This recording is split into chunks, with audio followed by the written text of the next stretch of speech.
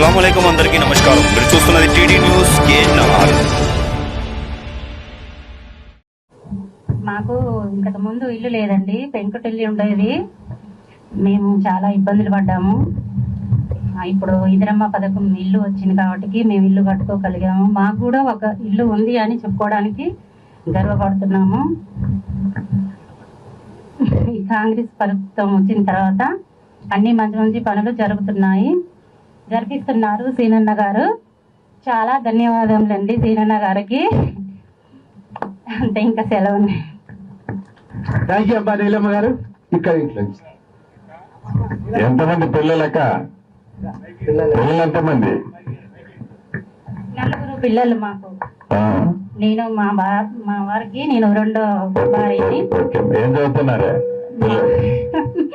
మా పిల్లల బాబు లండన్ వెళ్ళాడు, చిన్న బాబు.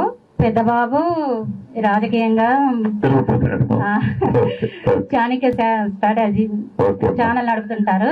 ఒక పెద్ద పాప, చిన్న పాప ట్రిపుల్ చేసింది, కరెంట్ డిపార్ట్మెంట్, ఇప్పుడు జాబ్ చేస్తుంది.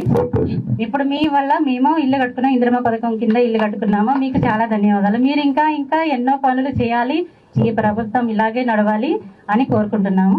నమస్కారం అండి.